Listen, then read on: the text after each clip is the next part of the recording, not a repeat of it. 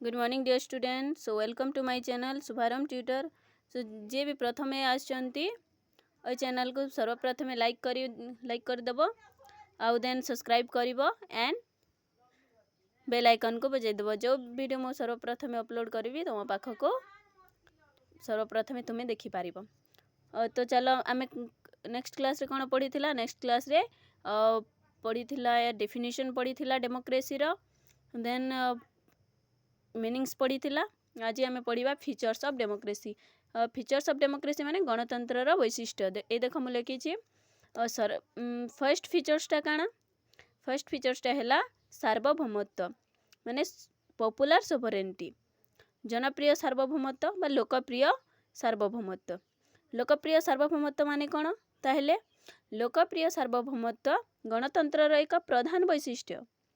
First features है जोटा कि इम्पोर्टेंस फीचर्स है सेटा है लोकप्रिय सार्वभौमत्व व जनप्रिय सार्वभौमत्व है। बुझल ना?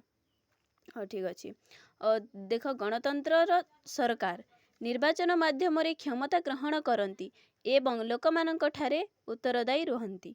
माने जो सर्वोच्च क्षमता कहा हस्तर न्यस्त थाए मु काली बुझेइथिले लोक मानक हस्तर न्यस्त थाए। तो जेते भी निर्वाचक निर्वाचन सरकार लोक मानक ठारे उत्तरदायी रुहंती। सरकार लोकंक स्वर को भगवानंक स्वर देख ए हैला सरकार मत सरकार जनमत को उपेक्षा करि पारे नाही। गणतंत्र लोकंक स्वर को भगवानंक स्वर कहा जाए। या अर्थ है लोक माने जहा चाहती ताहा करती, माने लोक मानक अनुसार ही सरकार जहा किछि सुविधा सुजोग माने सब किछि करती ना। जेमिति कि लोकं को दरकार गोटे गाँव रे गोटे स्वास्थ्य केंद्र दरकार, तो लोक मानक मत बुझिला परे ही जेमिति कि लोक माने असुविधा रे पड़ुछंती सहर को जाइकी निज स्वास्थ्य विषय रे निज स्वास्थ्य देखाइबा पाई, निज स्वास्थ्यर सुरक्षा नेबा पाई टिके असुविधा रे पड़ुछंती, बहुत दूर हेउछि। तो गाँव रे गोटे स्वास्थ्य केंद्र खोली देले गाँव रे लोक मानक सुविधा हेबो। तो सेति पाई जदि जे भी निर्वाचन होई थांती से कोन करंती माने सरकार गठन करि थांती। सरकार जे होई थांती माने हमर गणतंत्र सरकार रे लोक मानक स्वर को भगवानक स्वर कहा जाए। बुझी पाइल? आगो को जिबा देख 2 नंबर फीचर्सटा है राजनैतिक समानता, पॉलिटिकल इक्वालिटी। राजनैतिक समानता मान प्रतिष्ठा गणतंत्र अन्य एक लक्ष्य। मु तुमको ये बुक्स हिसाब रे बुझाउछि हला, माने मु एक्स्ट्रा भी बुझेबी बट एथिरे जहाँ लिखा जाइछि ता मु सर्वप्रथम पढ़ी दउछि। गणतंत्र रे आईन आगरे समस्ते समान अटंती और समस्त को समान सुरक्षा प्रदान करा जाए। माने गणतंत्र सरकार हमर ई गणतंत्र सरकार रे समस्ते जेंता कि स्त्री पुरुष जाति धर्म वर्ण लिंग निर्विशेष रे समस्ते समान अटंती एवं समस्त को समान सुविधा प्रदान करा जाए। जेमिति स्त्री को मने कर लेबर हैला, स्त्री को जदि 200 टंका मिलुछि ताले पुरुष के भी 200 टंका मिलिबो काम कला परे। तो सेमिति ही जाति वर्ण धर्म लिंग इत्यादि दृष्टि रे बाछ विचार न करी समस्त को समान सुविधा दिया जाए। यहाँ को कौन कहा जाए? राजनैतिक समानता। बुझी पारिल? 2 नंबर सरीला। आउ नेक्स्ट जिबा 3 नंबर कौन अच्छी? 3 नंबर रे अच्छी देख कौन ए राजनैतिक स्वतंत्रता और अधिकार, पॉलिटिकल लिबर्टी एंड इक्वालिटी। माने राजनैतिक स्वतंत्रता माने कौन? स्वतंत्रता माने कौन? अधिकार जो फ्रीडम दिया जाए ना ताको स्वतंत्रता कहा जाए। स्वतंत्रता जहाँ अधिकार ताहा हैला। गणतंत्र रे समस्त व्यक्ति को समान अधिकार और स्वतंत्रता दिया जाए। माने हम ई गणतंत्र सरकार रे समस्त को समान अधिकार और स्वतंत्रता दिया जाए। स्वतंत्रता और अधिकार बिना मनीष पंगु और विफल।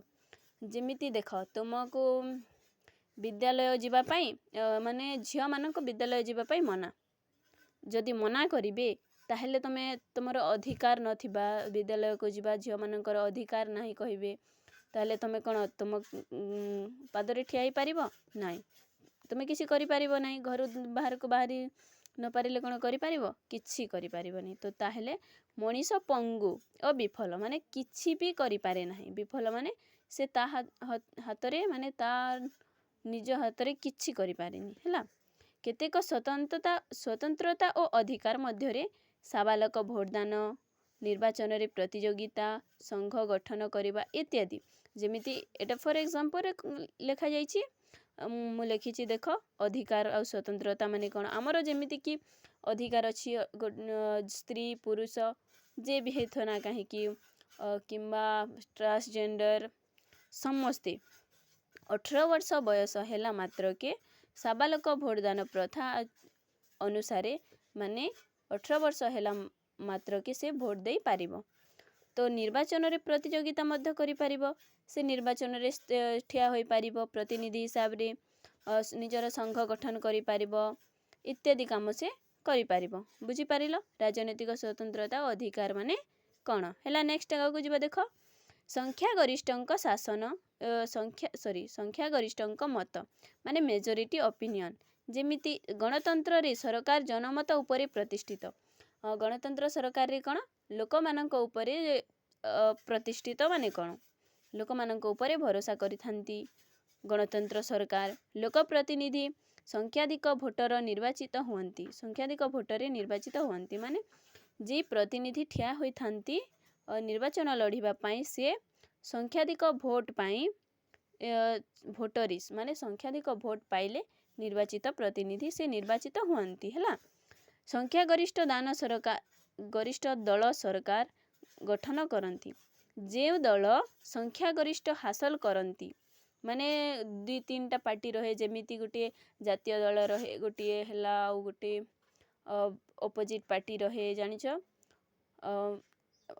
बहुत पार्टी अछंती जेंते कि रिसेंटली एबे इलेक्शन होछि माने गोटे जेमिति बीजेपी अच्छी बीजेडी अच्छी कांग्रेस अच्छी आम आदमी पार्टी अच्छी सीपीआई एनसीपी बहुत दल अछंती तो से मानक मध्यरु जे दल संख्या गरिष्ठ माने अधिक भोटरे जीतिबो से कोन गठन करिबो सरकार गठन करिबो संख्या गरिष्ठ मत को प्राधान्य देले मध्य संख्या लघु दल को सम्मानित दिया जाए मने कर गोटे दल जीति गला जेमिति कि बीजेपी मने कर बीजेपी जीति गला हैला आ बीजेडी दल हारी गला ता माने बीजेपी को प्राधान्य दिया जिवो बीजेपी जीतिला बोली बट संख्या लघु गोष्ठी की संख्या लघु गोष्ठी बा संख्या लघु दल जे कि बीजेडी हेतिबो माने से जदी हारी गला ताहेले ताको असम्मान करी बेजती करी कि तांको तोड़ी दिया जाए नहीं आम ई डेमोक्रेसी में बा गणतंत्र रे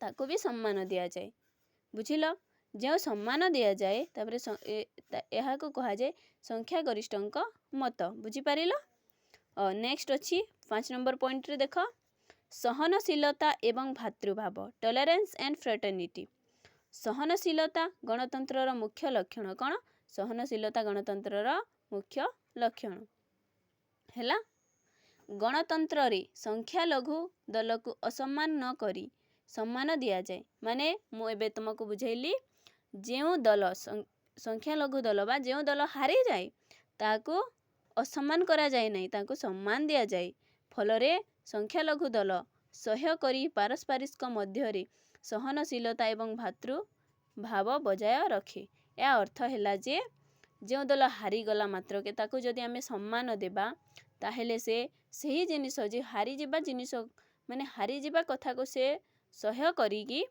सह्य कला परे माने सह्य करिकी से आउ जे जो दल जीति थिबो से दल संगरे कोन करिवो माने भातृभाव रखिबो हला से सब को सही की भातृभाव बजाय रखिबो ताको कहा जाए सहनशीलता एवं भातृभाव बुझी पारिल 5 नंबर पॉइंट रे कान अछि सहनशीलता एवं भातृभाव बुझी हला ना ठीक अछि देखो 6 नंबर पॉइंट मुक्त समाज ओपन सोसाइटी हैला गणतंत्र एक मुक्त और स्वाधीन समाज रे तिष्ठी रही माने ओपनली किछि भी करि पारिबो ବ୍ୟକ୍ତିର ବ୍ୟକ୍ତିତ୍ୱ ଓ ପୂର୍ଣ୍ଣାଙ୍ଗ ବିକାଶ ନିମନ୍ତେ ଏଠାରେ ସମସ୍ତ ସୁବିଧା ଓ ସୁଯୋଗ ମିଳେ। ଯେମିତିକି ଜଣେ ମଣିଷର ବ୍ୟକ୍ତିର ମାନେ ଗୋଟିଏ ବ୍ୟକ୍ତିର ବ୍ୟକ୍ତିତ୍ୱର ବିକାଶ ପାଇଁ ଆମ ଗଣତନ୍ତ୍ର ସରକାରରେ ସମସ୍ତ ସୁବିଧା ସୁଯୋଗ ମିଳିଥାଏ। ଯେମିତି ମୁକ୍ତ ମତାମତ, ମୁକ୍ତ ଶିକ୍ଷା, ମୁକ୍ତ ଶାସନ, ମୁକ୍ତ ନ୍ୟାୟ ପ୍ରକ୍ରିୟା, ମୁକ୍ତ ଗଣମାଧ୍ୟମ ଯୋଗୁଁ ମୁକ୍ତ ସମାଜ ପ୍ରତିଷ୍ଠିତ ହୁଏ। ମୁକ୍ତ ମତାମତ ମାନେ କ'ଣ? ମୁକ୍ତ ମତାମତ ମାନେ ତୁମେ ଯାହା କିଛି ବି କାହାକୁ କହିପାରିବ। କେଉଁ ଜାଗାରେ ଆସେମ୍ବଲି ହେଉଥିବ ସେ ଜାଗାରେ ଯାଇକି ତୁମେ ଛିଡ଼ା ହେଇକି କିଛି କହିପାରିବ। ତୁମ କଥାକୁ କିଏ ଆଭଏଡ଼୍ କରିବେ ନାହିଁ, ତୁମ କଥାକୁ ସମସ୍ତେ ଶୁଣିବେ। ମୁକ୍ତ ଶିକ୍ଷା ମାନେ କ'ଣ? ତୁମ ଶିକ୍ଷାରେ କୌଣସି ଷ୍ଟ୍ରିଟ୍ ନାହିଁ। ଆଉ ଗୋଟେ କଥା ଜାଣିଛ ନା, 6ରୁ 14 ବର୍ଷ ଯାଏ ସମସ୍ତ ଛାତ୍ରଛାତ୍ରୀଙ୍କୁ ବାଧ୍ୟତାମୂଳକ ଶିକ୍ଷା ଗ୍ରହଣ ପାଇଁ ଯୋଜନା କରିଛନ୍ତି ସରକାର। ତ ମୁକ୍ତ ଶାସନ ମାନେ ଶାସନ ଯେମିତି ଶାସନ ବି କିଏ ବି ଇଲେକ୍ଟେଡ଼ ହେଇପାରନ୍ତି, କିଏ ବି ଇଲେକ୍ସନରେ ଯାଇପାରନ୍ତି, ସେମିତି ଶାସନ। ମୁକ୍ତ ନ୍ୟାୟ ପ୍ରକ୍ରିୟା ମାନେ ନ୍ୟାୟ ପ୍ରକ୍ରିୟାରେ ବି ମୁକ୍ତ ଅଛି, କିଛି ବି ରେଷ୍ଟ୍ରିକ୍ସନ୍ ନାହିଁ। ବୁଝିପାରିଲ? ଗଣମାଧ୍ୟମ ମାନେ କ'ଣ? ଗଣମାଧ୍ୟମ ମାନେ ଯେମିତିକି ତୁମେ ୟୁଟ୍ୟୁବ୍ସ ଭିଡ଼ିଓ ମାନେ ମାନଙ୍କରେ ଯେମିତି ରିଲ୍ସ ମାନେ ଯେମିତି ବନଉଛ, ତାପରେ ୟୁଟ୍ୟୁବ୍ସ ଭିଡ଼ିଓ ମାନେ ବନଉଛ, ତ ତୁମକୁ କିଛି ରେଷ୍ଟ୍ରିକ୍ସନ୍ ଅଛି କି ତୁମେ ଖାଲି ଅଲଗା ଲୋକ ଖାଲି ଭିଡ଼ିଓ ବନେଇ ପାରିବ, ତୁମେ ଭିଡ଼ିଓ ବନେଇ ପାରିବନି। ମାନେ ତୁମେ କିଛି ବି ଛାଡ଼ିପାରିବ ସୋସିଆଲ ମିଡ଼ିଆରେ, ଆଉ ବାକି କିଏ ଛାଡ଼ିପାରିବ ନାହିଁ, ଏମିତି ତ କିଛି ନାହିଁ ନା। ହଁ, ତ ତାହାକୁ କୁହାଯାଏ ଗଣମାଧ୍ୟମ ମାନେ ମୁକ୍ତ ଗଣମାଧ୍ୟମ। ଗଣମାଧ୍ୟମରେ ବି ବିଭିନ୍ନ ପ୍ରକାର ବ୍ୟକ୍ତିର ଯେମିତି କାହାର ଗୋଟିଏ ଟ୍ୟାଲେଣ୍ଟ ଅଛି କି ସେ ଡ୍ୟାନ୍ସ ଭଲ କରୁଛି, ତାମାନେ ସେ ସୋସିଆଲ ମିଡ଼ିଆରେ ଛାଡ଼ିବ, ତାପରେ ସେ ତା'ର ଭିଡ଼ିଓକୁ ଦେଖିକି ତାକୁ ଯେମିତି ଡାଇରେକ୍ଟର ମାନେ ଡାକିବେ, ତାଙ୍କର ଭିଡ଼ିଓ ସୁଟିଂ ହେବ, ତାପରେ ଦେନ୍ ସେ ହିରୋ ହିରୋଇନ୍ ହେଇପାରିବ।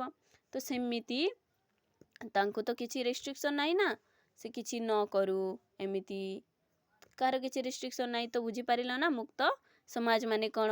ଆମ ଗଣତନ୍ତ୍ରରେ ଏଇସବୁର କିଛି ରେଷ୍ଟ୍ରିକ୍ସନ୍ ନାହିଁ। ତ ବୁଝିପାରିଲ? Thank you. ଆଜି ପାଇଁ ଏତିକି ଥାଉ ହେଲା।